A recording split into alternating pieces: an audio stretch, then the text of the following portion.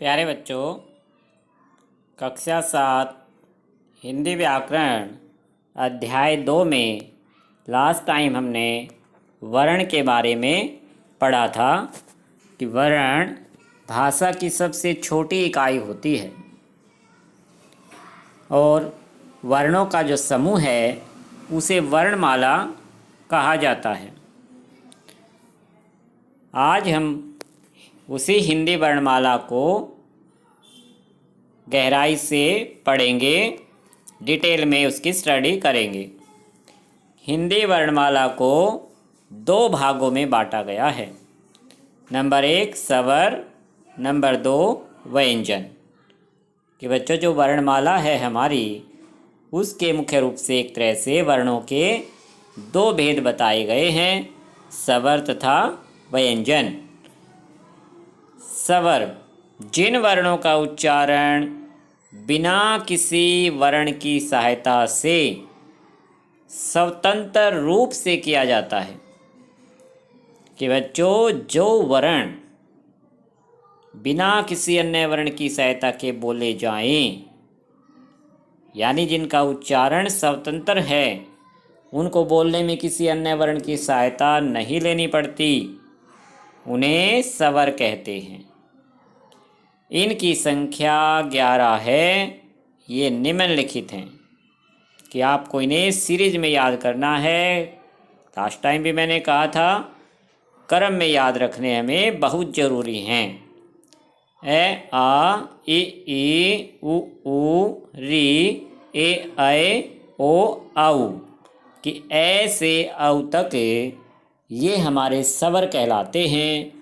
इनका उच्चारण करने में अर्थात बोलने में हमें किसी अन्य वर्ण की या किसी अन्य अक्षर की सहायता नहीं लेनी पड़ती। अब बच्चों, इनके भी भेद हैं। इन्हें भी 3 भेदों में बांटा गया है। मुख्य रूप से 2 भेद हैं और तीसरा भी भेद प्रयोग किया जाता है। नंबर 1 है हर्षव स्वर, नंबर 2 दीर्घ स्वर, नंबर 3 प्लुत स्वर। कि उच्चारण का जो समय है उस आधार पर इन स्वरों के भेद बनाए गए हैं। नंबर 1 हर्षव स्वर, जिन स्वर वर्णों के उच्चारण में सबसे कम समय लगता है उन्हें हर्षव स्वर कहते हैं। जैसे ए, ई, उ, री, ये 4 हर्षव स्वर हैं।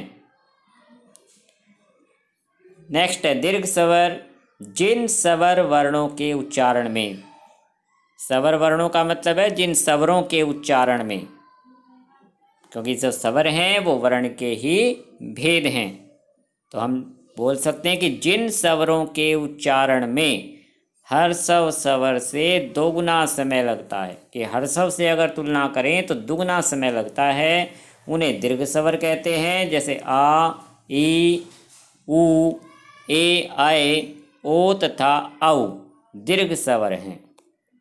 इनकी संख्या 7 है। तो इस तरह से बच्चों ये 11 स्वर बन जाते हैं। तीसरा जो प्लुत स्वर है उसका प्रयोग आम बोलचाल में किया जाता है।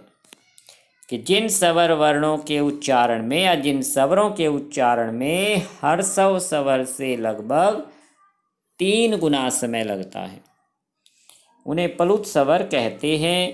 प्लुत स्वर प्रकट करने के लिए स्वर के आगे एस का चिन्ह अंकित कर देते हैं। इसकी ध्वनि लंबे ए की तरह की जाती है। जैसे ओम।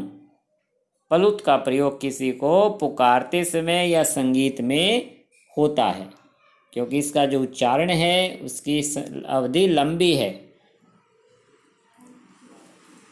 इसके बाद है बच्चों स्वरों की मात्राएं। क्योंकि जब ये स्वर किसी व्यंजन में जाकर मिलते हैं तब ये मात्रा के रूप में मिलाए जाते हैं। कि जब स्वरों को व्यंजन के साथ मिलाकर लिखा जाता है तब उन्हें हम मात्राओं के रूप में प्रयोग करते हैं। स्वरों की मात्राएं इस प्रकार हैं कि ए स्वर की बच्चों कोई मात्रा नहीं है।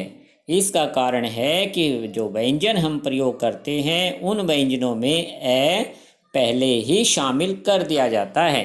जैसे कलश, कलम, इसमें कै, लय और शय।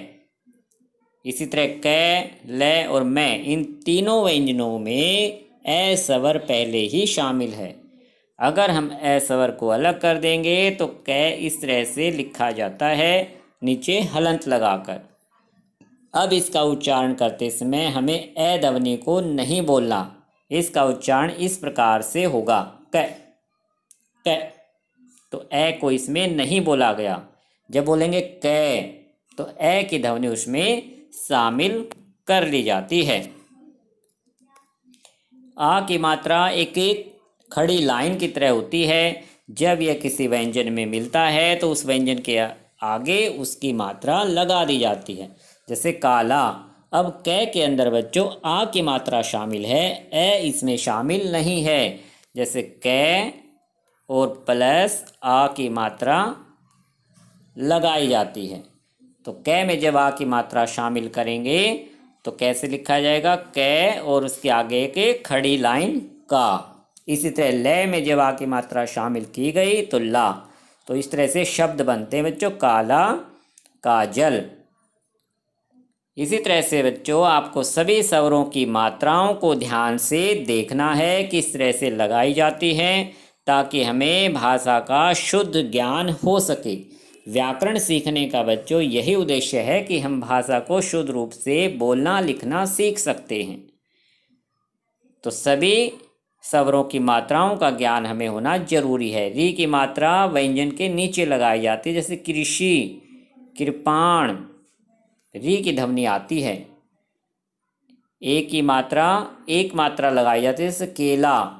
ऐ की मात्रा में व्यंजन पे दो मात्राएं होती हैं, कैलाश, कैसा।